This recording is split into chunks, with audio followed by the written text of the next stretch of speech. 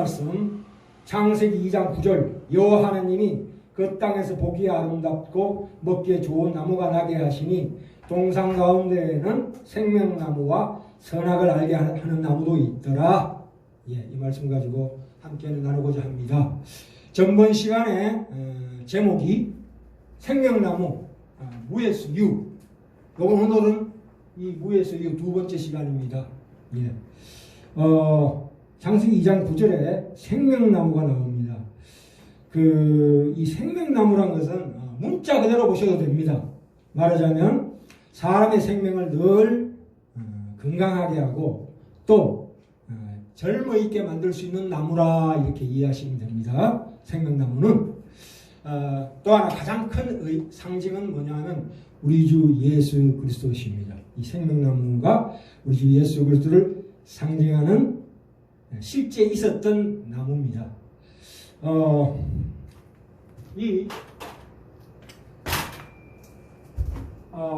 전번에 우리 안에 있는 하나님의 형상 통치권에서 밝혔는데요.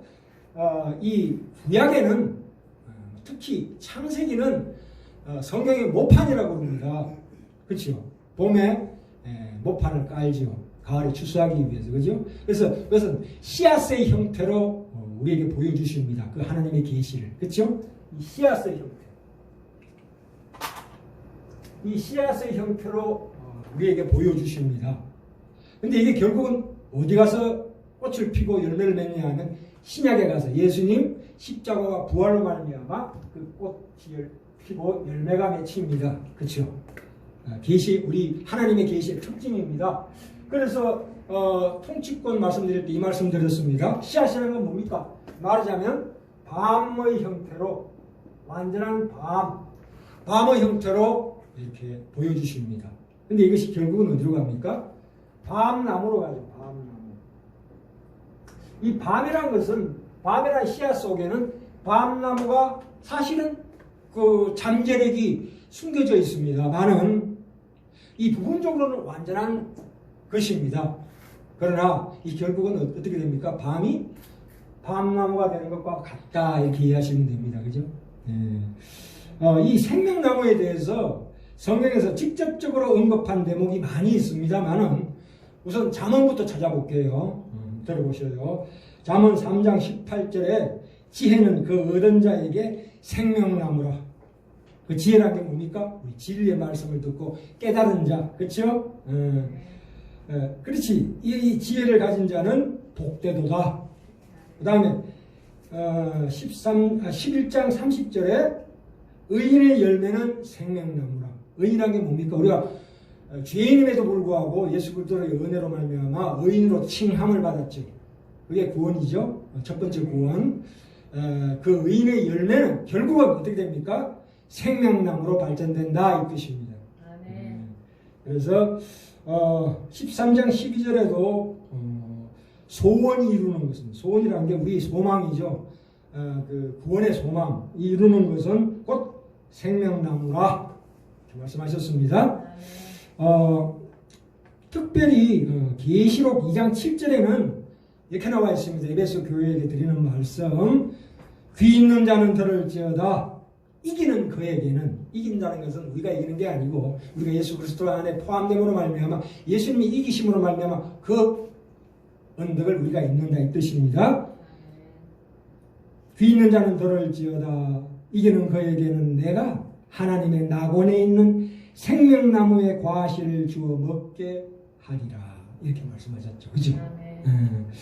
그리고 계시록 22장 1절부터 2절 사이에 뭐라고 나와 있습니까?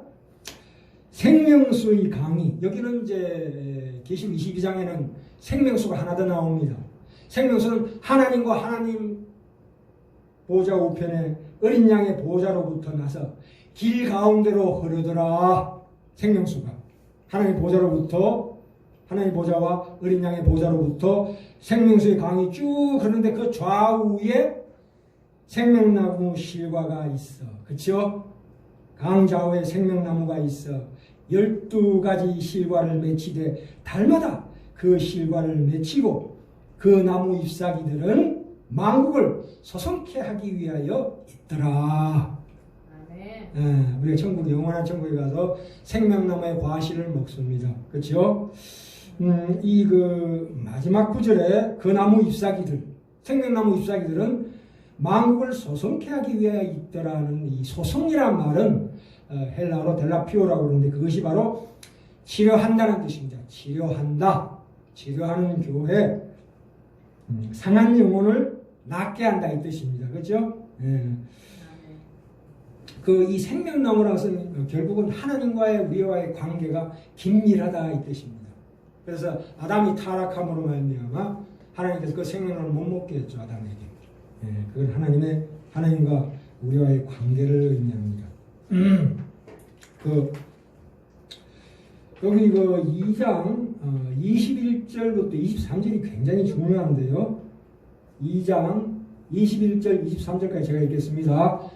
여호와 하나님이 아담을 깊이 잠들게 하시니 잠들매 그가 그 갈빗대 하나를 취하고 살로 대신 채우시고 여호와 하나님이 아담에게서 취하신 그 갈빗대로 여자를 만드시고 그를 아담에게로 이끌어 오시니 아담이 가로되 이는 내 뼈 중에 뼈요 살 중에 살이라 이것을 남자에게서 취하였은즉 여자라 칭하니라 하니라. 너무나 잘 알고 있는 대목입니다. 그죠? 근데 하와를 만들 때 뭘 만들었다고요? 갈빗대로 만들었대요. 야, 아니 이게 믿어집니까? 사실 우리가 구원받지 않고는 이거 참 믿기가 힘든 내용입니다. 아담을 하나님께서 흙으로 지었다는 것도 그렇고 이 대목도 그래요. 아담이 갈빗대를 뽑아가지고 하와를 지었다. 그게 계시의 특징입니다. 계시라는 것은 계시의 특성입니다. 그래서 제한적입니다. 왜 제한적이냐면 우리가 그 계시를 들었을 때 우리가 받아들이는 그 기관이 뭐예요?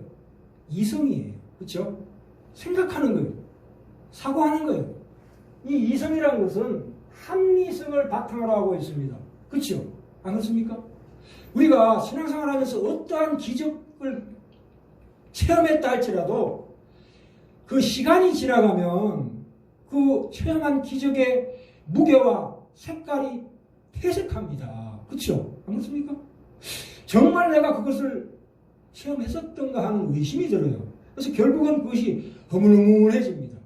하나님께서 왜 이 신약시대에 오늘날 시대에 하나님께서 우리가 원하는 기적을 우리에게 안 보여주시냐면 그 이성이라는 게 우리 이성이라는 그 합리적인 사고방식의 그 한계예요. 이 계시라는 것은 뭐냐면 좀 더 다시 말씀드리겠는데요. 상세하게 하나님이 하나님 자신을 스스로 내신다는 뜻이에요. 계시라는 것이. 계시라는 것이 미래를 점친다는 게 아니에요. 그건 점쟁이 일어나는 거죠. 결국 예언의 말씀은 뭡니까? 이 말씀이에요. 아멘. 말씀을 놔두고 가서 어디서 예언의 말을 듣습니까? 말씀 자체가 예언이에요. 아멘. 하나님의 역사는 이 역사 속에서 창대한 역사 속에서 진행이 된다 이 말씀입니다. 우리가 하나님의 계시의 말씀을 어떻게 우리가 이해하냐면 하나님께서 그 긴 인류의 역사의 그 흐름 속에서 분명히 어떤 결과를 보게 하십니다. 그렇죠? 안 그렇습니까? 네. 그것이 하나님의 계시입니다. 무한한 하나님께서 유한한 우리에게 그 내용을 보여주신다 이 말입니다. 네. 우리가 받아들이는 합리적인 이성이라는 것은 결국은 그 내용이 아니에요. 하나님이 주시는 계시를 받아들이는 하나의 기관이요 통로다 이 뜻입니다. 결국 우리는 하나님의 계시를 다 받을 수가 없습니다. 그 한계가 있어요. 우리가 깊이 명심하셔야 합니다. 그렇지 않습니까? 네. 구약에 보시면 하나님께서 얼마나 많은 기적을 일으키십니까? 홍해를 가르고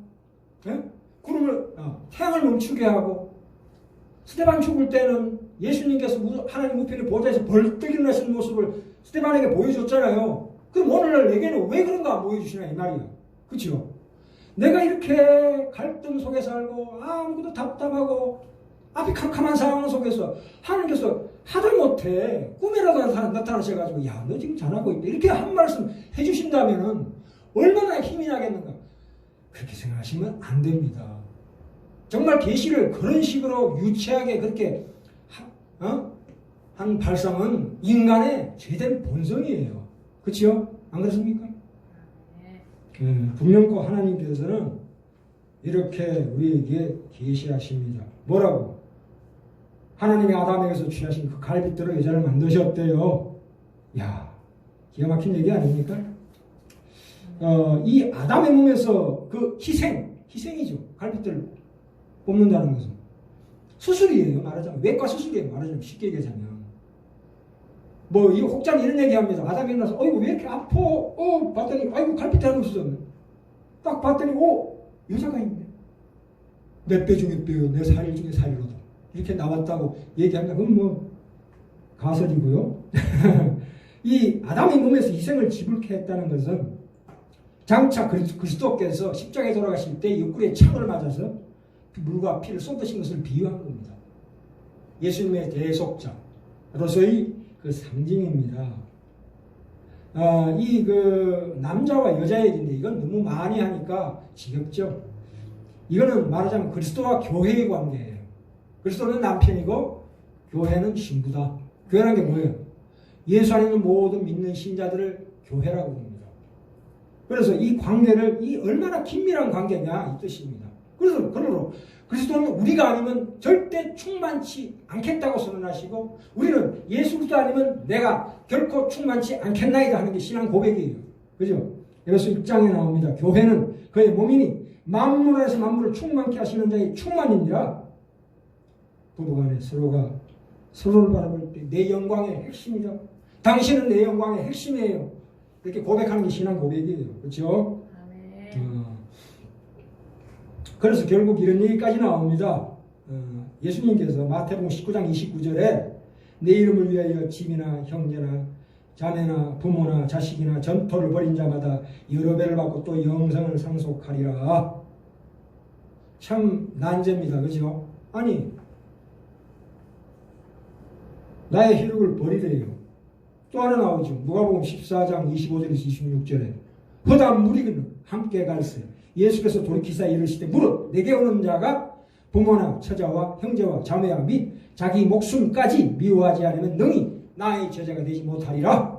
이건 결론입니다. 우리 그렇게 못해요. 아시면서 이런 말씀 하시는 거예요. 그건 무슨 뜻이 뭐냐면 미워하라고 그랬잖아요. 내 전토와 내 가족을 미워하라는 게 심리적으로 미워하라는 얘기가 아니에요. 이걸 어떻게 비유하라 하다 보니까 하나님과 우리의 사랑, 이 긴밀한 그리스도와 우리의 긴밀한 연합을 설명하려니까 세상에서 가장 귀한 게 뭐예요? 가정이에요. 내 혈육이에요. 부모요. 자식이요. 형제 자매 아니에요. 가장 소중한 것을 들어서 비유로 보여주시는 거예요. 심리적으로 절대 미워하라는 얘기 절대 아닙니다. 이걸 이단들은 써먹어가지고 네 재산 다 바쳐라. 아니에요. 그렇게 해석하는 건 아주 오해하는 거예요. 아까 말씀드렸잖아요. 계시라는 것은 그 제한이 있어요. 제한성이 있다고. 우리가 받아들이는 인성이라는 것은 참으로 웃기는 거예요. 이게 잘 판단하셔야 돼요. 그리고 삶에 적용할 때도 잘 적용하셔야 돼요. 이 반대되는 말이 얼마나 나옵니까? 네 부모를 공경 안 하면 내가 죽이리라 이런 말씀도 엄청 많이 나와요. 왜 어떻게 모순되는 말씀이 왜? 그걸 잘 적용을 하셔야 된다 이 말입니다. 아버지가 야 너 성적 그따위로 받았으면 나가 죽어라 했을 때 나가 죽으면 어떻게 됩니까? 그게 효도예요? 아니죠. 안 나가는 게 효도죠. 안 그렇습니까? 그렇게 우리를 인격자에게 하시는 말씀이에요. 이거는 문자대로 보시면 안 돼요. 해석이 따라야 돼요. 중요한 해석이 따라야 된다 이 말입니다. 그죠? 이 부모의 권위보다 그리스도의 권위를 더 높이 평가해야 된다 이 말이에요. 왜냐하면 부모 자식 간의 사랑, 형제 자매 간의 사랑, 부부 간의 사랑이라는 것은 따지고 보면 하나님과 우리의 사랑에는 비할 바가 못 돼요. 또 하나님의 사랑 없이는 그 사랑이 이루어질 수가 없어요. 결코. 안 그렇습니까? 누가 부모 자식을 형제 자매를 내 목숨보다 사랑하는 사람이 누가 있어요? 물론 잠깐 그럴 때가 있어요. 하나님 양심이 작동이 돼가지고 그 양심이라는 것은 영에 속한 게 사실은 아니에요. 그거는 믿는 자는 믿지 않는 자의 모두에게 주신 하나님의 일반 은총이에요. 그 양심으로 말미암아 그나마 부부간에 그 가정에 들어가면 얼마나 안식이 됩니까? 그런 하나님의 평안한 가정을 허락하셨어요. 인간이 극단적인 죄에 빠지지 않게 하기 위해서. 그렇기 때문에 이 부부가 가족 그건 말하자면 뭡니까? 우리가 구원이라는 게 뭐예요? 영혼만 구원받는 거예요? 아니에요. 육신도 구원, 함께 구원받는 거예요. 둘이면서도 하나예요. 내 아버지한테 공경하는 거나 하나님을 공경하는 거나 둘이면서 하나라니까. 동전의 앞과 뒤와 똑같다 이 얘기예요. 그래서 나를 사랑하는 것이 바로 네 이웃을 사랑하는 거하고 연결되잖아요. 따로 떨어져서 생각하시면 안 돼요. 우리 이성이라는 것은 그렇게 협소해요. 이걸 좀 넓히시라고, 지경을. 이게 영에 관련된 지식이기 때문에. 하나님은 동과 서가 하나가 될 수 있고 남과 북이 하나가 될 수 있어. 어떤 차원을 넘어서는 거예요. 말하자면 우주만 해도 10차원의 세계입니다. 10차원의 세계. 시간이 거꾸로 간다니까. 이해할 수 있어요? 이해 못하잖아. 근데 하나님이 계신 그 삼청천, 말하면 쉽게 얘기하자면 천국에는 그게 가능하다니까. 시작과 동시에 끝이 올 수 있다 이 말입니다. 하나님의 세월은 억겁의 시간이 순간일 수도 있는 거고 우리에게 순간의 시간이 억겁일 수도 있는 거라 이 말입니다. 그 기이한 신비를 아십니까? 이 믿음이라는 말 속에, 이 구원이라는 말 속에 담겨져 있는 어마어마한 그 높이와 넓이와 깊이, 그 신비한 계시의 그 영역을 우리가 볼 수 있습니다. 얼마나 귀합니까? 그죠? 지금 이제, 자, 보셔요. 지금, 우리의 인간의 이성의 산물이 뭔 줄 아십니까? 디모데전서 1장 4절에 보시면, 신화와 끝없는 족보에 참여치 못하게 함이라. 신화란 게 뭡니까? 이 신화는 대표적으로, 이 당시 유대인들이 어떻게 하나님의 경륜을 잘못 이해했냐면,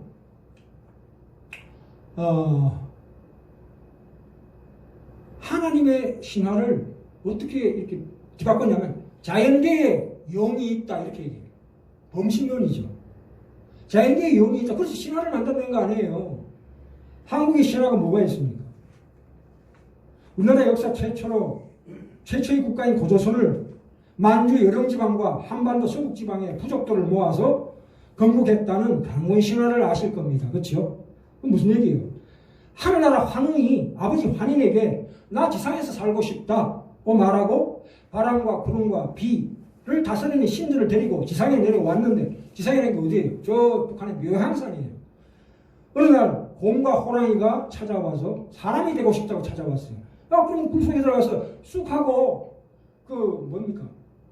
마늘만 먹으면서 100일을 버텨라. 그럼 사람들이 계시겠다 했는데 호랑이는 못 참고 도망가고 곰은 미련하게 있다가 21일 만에 여자가 되어버렸어요. 웅녀라고 웅녀. 그 웅녀와 환웅이 결혼해가지고 당군왕검을 낳았는데 그 당군왕검이 훗날 자라서 우리 민족 최초의 나라를 세웠다 하는 것이 당군신화예요. 이런 신화로 격화시킨다 이 말입니다. 이게 무슨 얘기냐면 신화라는 게 다 있지 않습니까? 그래서 로마 신화도 있고 각 나라마다 민족의 고유한 신화가 있어요. 물론 이 신화 자체는 아주 부정적이지만 그러나 긍정적으로 보셔도 돼요. 이것도 말하자면 제가 생각하기에는 하나님의 일반 은총이에요. 뭔가 신비한 뭐가 있다. 영적인 세계가 있다는 걸 가르쳐주는 거예요. 그렇죠? 안 그렇습니까? 그리고 끝없는 족보. 이 족보라는 게 굉장히 중요해요. 뼈대 있는 집안은 족보를 따집니다. 근데 유대인들은 어떻게 족보를 따져요? 아브라함과 모세, 그 선지자와 제사장 계열에 있는 자들의 후손이 우리다 이거야. 우리밖에 없다. 선민사상이에요. 그래서 구약에 보면 우리만이 하나님께 거룩하게 바쳐진 11조다. 다른 나라 민족들은 다 개같이 보는 거예요. 이게 망할 선민사상이에요. 이게. 왜 담을 칩니까? 아니에요. 오순절 성령강림 일어났을 때 어떻습니까? 온 민족 유대와 사마리아 땅끝까지 네 복음이 전파되라 하는 뜻이 그거예요. 니만 있는 거 아니다. 이방인들이 다 나의 백성이다. 이 뜻이죠. 유대인들이 그래서 망했어요. 이 구약을 보시면 유대인들은 이 이스라엘의 실패와 좌절의 역사입니다. 이게 한숨의 역사고.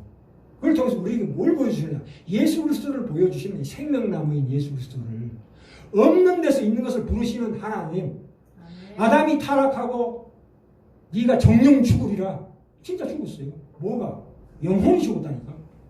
몸은 살아있지만 이게 결국은 몸도 죽어가는 거야. 병에 걸려서 슬슬슬 죽다가 슬슬슬 수명이 다해서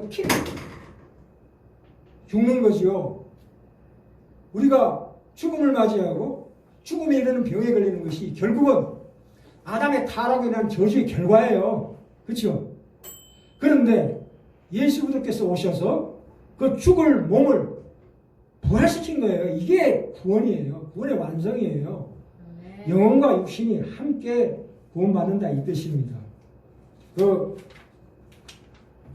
그래서 이 하나님의 경륜, 이 계획, 하나님이 이루신 이것은 역사를 통해서 이루고 계시는 확실한 증거가 이 말씀에 나와 있습니다. 그렇죠? 십자가의 피로 세운 그리스도의 몸인 교회를 이걸로 대적한다 이 말입니다. 그죠? 이것은 철저하게 이건 철저하게 육적인 예전에 말씀드렸죠. 육신, 육체를 따라 살지 마라 하는 것이 이 뜻입니다. 이 몸을 얘기하는 게 아니고 육신, 육체, 플래시라고 하는 겁니다. 그러니까 육신적인 생각, 이성으로 살지 마라 이거예요. 이성만으로 살지 마라. 이건 이성 가장 아주 중요한 그 하나님의 형상 중의 일부분이라고 분명히 말씀드렸습니다. 이걸 잘 활용하셔야 돼요. 그죠? 그래서 하나님의 경륜을 이룬 이것이 이런 신화와 족보를 말미암아 하나님의 경륜을 방해하고 대적한다 이 뜻입니다. 그것을 누가 사용한다고요? 사단 마귀가. 그래서 창세기 보면은 뱀의 모습을 하고 나오죠. 뱀이 사악한 게 아니고 뱀 뒤에 있는 마귀, 사탄 마귀가 사악한 겁니다. 그죠? 아까도 말씀드렸지만 이 계시란 것은 무한에 속한 초월자가 유한한 우리의 길. 우리가 결코 알 수도 없고 감지할 수도 없는 어떤 내용을 우리에게 보여주시는 게 계시다 이 뜻입니다. 그죠? 아까도 말씀드렸지만 분명히 하나님 그러시면서도 이 초월의 내용을 우리가 인식하게끔 하십니다. 이 감각기관이죠.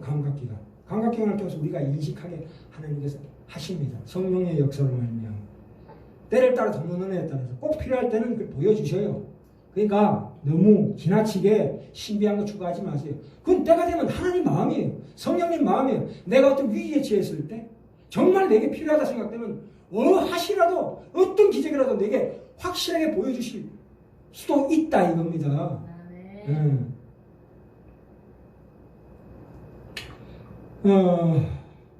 그래서 하나님은 특별히 이 계시를 한 부분만 보여주셔요. 왜요? 우리를 성장시키기 위해서. 믿음으로 성장시키기 위해서. 믿음이란 게 희한한 게 믿음은 증명할 수가 없는 거예요. 되어지지 않는 거예요. 그런데도 믿는다는 게 이상하잖아. 그렇죠? 히브리서에 나오죠. 믿음은 바라는 것들의 실상이요. 보지 못하는 것들의 증거라. 그죠? 하나님이 살아계신 것과 하나님이 심판하심을 믿잖아요. 물론 간혹 의심이 들지만 갈등도 있지만 그러나 어쨌거나 계시한 일부분은 우리가 믿는 게 참 신비해요. 나 같은 사람이 어떻게 하나님이 살아계심을 내가 믿게 되었을까? 그게 하나님이 일하심의 결과예요.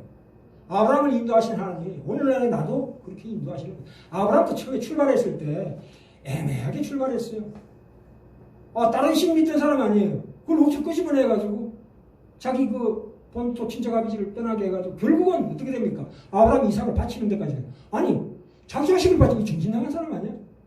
아니에요. 그 뜻이 그거 아니에요. 그냥 아브라함이 이삭을 바쳐서 우리도 바치자. 아닙니다. 그렇게 생각하시면 큰 오해예요. 깊은 뜻이 있어요. 뭐예요? 무의 수요를 창조하셨다 이거예요. 이삭은 네 자식이 아니다. 육적인 자식, 영적인 자식으로 거듭난다 이 뜻이에요. 쉽게 얘기하면. 그래서 이 성경은 전부 역사입니다. 역사는 단지 역사의 기록을 보여주는 걸로 끝나는 게 아니라 하나님의 어떤 목적을 따라서 진행되고 있다는 것을 보여주고 있습니다. 그래서 우리가 기대하는 건 뭐예요? 하나님은 도대체 어떤 분이신가? 이런 의문이 많이 들지요. 그래. 아니 그럼 선악과는 왜 나는 거구나? 먹고 타락을 뻔히 알면서 이런 우리가 여러 가지 의문이 들지요. 그게 의문에 일일이 하나님 다 대답 안 하셔요. 무슨 성경이 백과사전입니까? 내 알고 싶은 거 다 궁금한 거 다 쪼쪼히 다 아니에요. 그렇게 보시면 안 돼요. 그렇죠? 안 그렇습니까? 그게 계시 특성이라니까요. 이걸 모르면 엉뚱한 데 가서 남의 다리 끓는 경우가 얼마나 많아요. 세상에 이단이나 사술에 휩쓸려가지고 얼마나 심천지 그런 애들 아니에요. 그죠? 성경을 잘못 보는 거예요. 잘못 보는 거. 그죠? 왜 우리가 의롭게 살아야 합니까? 왜 우리가 진실하게 살아야 합니까? 하나님 말씀으로. 의롭게 살고 진실하게 산다고 꼭 성공하지 않습니다. 그 우리가 아셔야 돼요. 세상 방법대로 열심히 사는 자들이 훨씬 더 잘 됩니다. 보시면 아시지만. 세상 방식대로 남을 속이고 사기치는 사람이 더 잘 살아요. 그렇잖아요, 세상에. 그거 우리가 이해해야 돼요. 내 자존심을 걸고 욕심을 내는 그런 큰 교회들이 뜻밖에도 잘 됩니다. 기가 막힌 얘기죠, 이거. 이게 하박국에 나오잖아요. 아니, 악인들은 왜 저렇게 잘 처먹어가지고, 죄송합니다. 여기 나와서 미안한데. 눈앞에 튀어나올 정도로 잘 처먹냐. 근데 우리는 뭐냐? 맨날 이렇게 고생하냐. 뼈빠지게 고생하냐. 정말 하나님만 의지하고 정직하게 사는 교회는 사실은 일반적으로 잘 안 됩니다. 그게 정상이에요. 내가 내 시대, 내가 할 수 있는 일만 하고 역사의 전면에서 퇴장하는 게 그게 우리 그릇이고 내 그릇에 맞게 그렇게 행동하는 것이 참으로 이 세상에 없는 것처럼 사는 것이 하나님의 나라를 바라보고 사는 사람의 신앙의 핵심이에요. 없는 듯이 살아라. 왜요? 내가 원래 없던 자였잖아요. 저번에 말씀드렸지만 하나님 우리를 창조하셨다니까. 나라는 존재를 창조하셨어요. 그 창조하신 분이 나 오죽하면 나를 영광의 길로 인도 안 하시겠는가. 그런 배짱을 가져야 돼요. 그렇죠? 네. 얼마나 좋은 것으로 내가 네게 주지 않겠나. 그 누누이 성경에 그렇게 나오잖아요. 그게 믿음의 눈으로 보셔야 된다 이 말입니다. 물론 이렇게 말씀드린 저도 날마다 단두대에서는 사는 것 같아요. 절망과 고통 속에 있습니다. 그러나 그 절망과 고통 그 너머에 그 영광의 빛을 봅니다. 그 생명나무를 보는 거예요. 그래서 이 삶을 살아갈 때 단 한순간도 내가 지나온 날이 후회된 적이 한 번도 없어요. 이제는 절대 없어요. 왜? 내가 행하는 모든 실패나 실수가 다 걸음이 되어서 영광의 길로 가게 하시는, 우리가 어떻게 보면 내 신앙이 자라지 않는 것 같이 보이죠. 그러나 1년이 지나면 또 달라요. 2년 지나면 또 다르고 또 다르고 또 다르고 또 달라요. 그게 하나님의 능력이고 권능이에요. 그걸 믿으시기 바랍니다.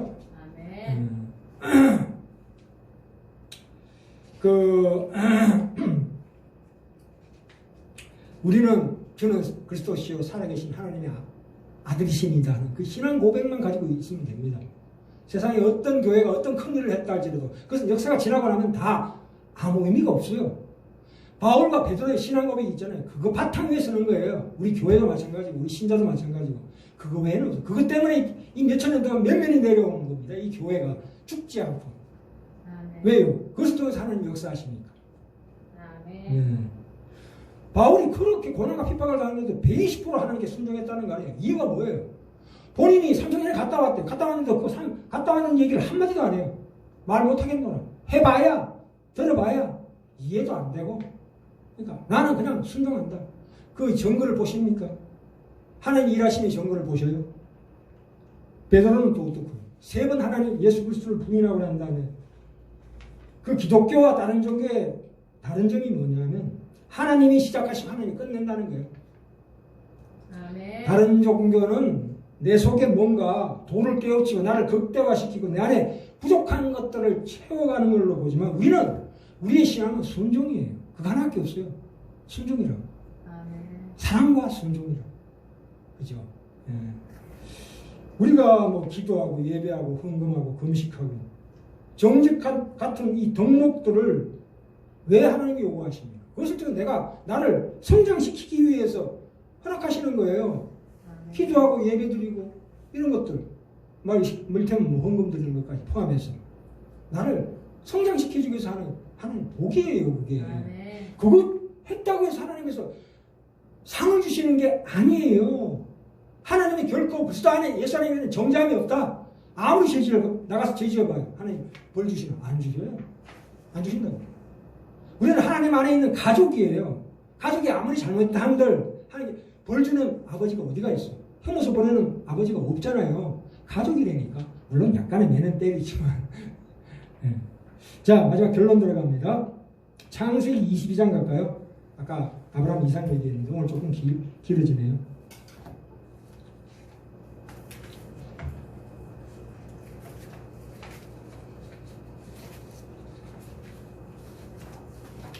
창세기 22장 갑니다. 22장에 보시면